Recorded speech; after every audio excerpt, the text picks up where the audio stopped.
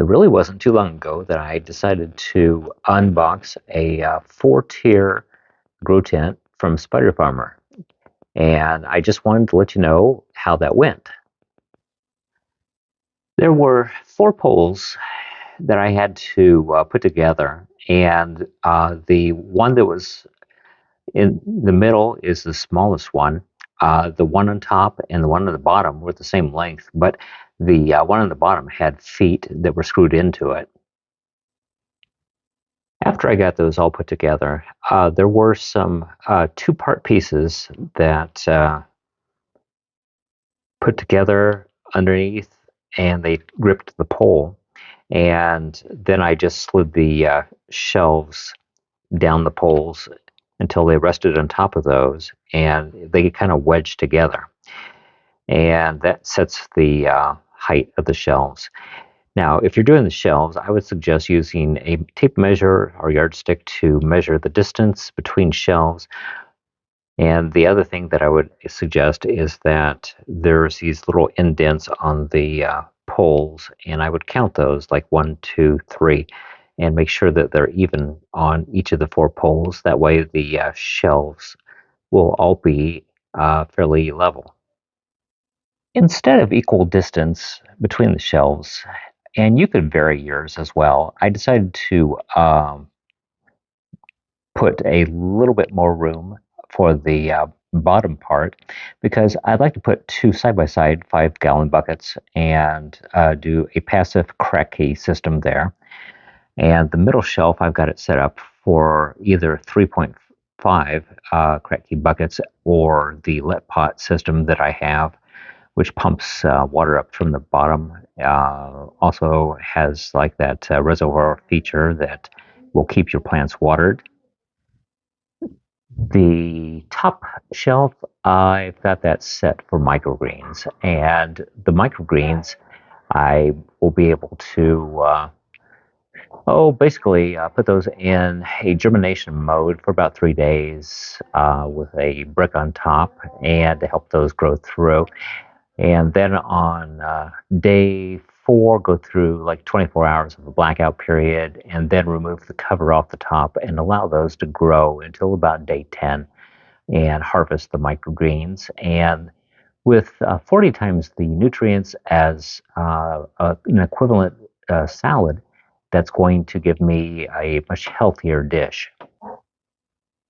There are a total of 6 of these light bars that you see, and they all connect together. There's a set of shorter wires that connect end to end, and that connects to the 2 light bars on each of the 3 areas, and then there's longer wires on the other side. And even spanning that larger distance on the bottom, it did allow me to use the wiring harness that came with the unit. And what these lights run is around 18 watts apiece, and so you're looking at about 36 watts per shelf, and 108 watts altogether if you're wondering what your wattage is going to be.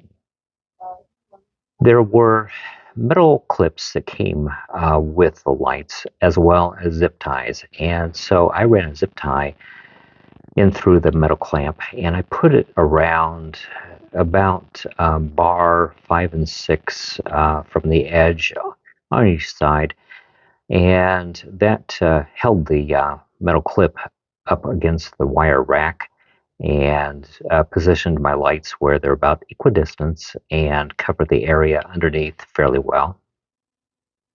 Once I move this to its final position, I am wanting to run my electricity out the bottom left over to where I'm going to connect it to my electricity. So this is why I decided to bring the plug down on that side.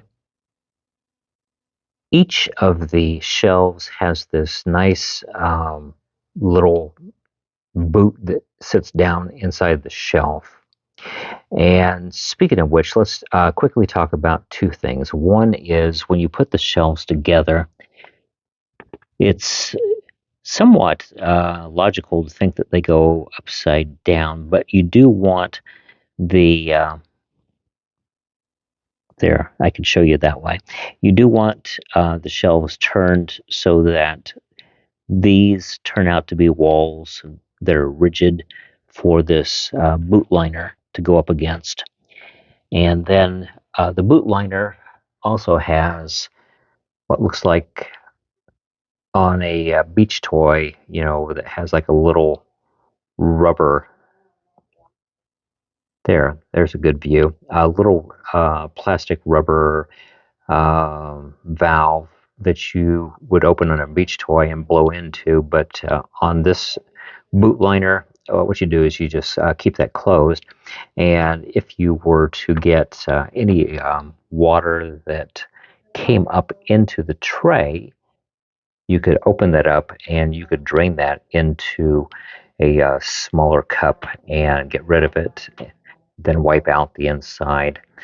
That would do for larger amounts of water, but if you're doing maybe slight amounts of water, it's a nice surface that would allow you to take a towel and sop up if you ever run into that situation. While the poles come with screwed in solid feet, there are four of these lockable roller wheels that can be used to replace those. And so that's what I did. I took out the solid feet and I screwed these in. There's a little wrench to help you tighten the roller feet in because there's a little nut that is sitting right on top of that silvery part, and that helps to tighten those in. So if you're hoping to move your grow tent around, it's certainly going to help out quite a bit. From a quality perspective, I'm quite happy with it. It is very rugged, and the tent is easy to put on. As a matter of fact, I have the clear front of that pulled down right now, and it zips on the left and the right all the way down. But when you put that onto the shelving unit, if you have those unzipped, you can just sleeve that right around the top and pull it snug and then zip it. And that's all there is to it. It's actually one of the simplest tent solutions that I've run across in terms of my grow tent experience. The sides of the unit have a Velcro flap that opens up and it has a screen in it if you'd like to help ventilate the unit.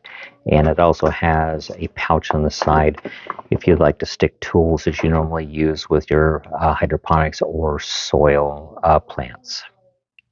Overall, the unit is 27.6 inches wide, 13.8 inches deep, and 51.1 inches high. So it's going to serve me quite well in terms of a consolidated grow unit for home.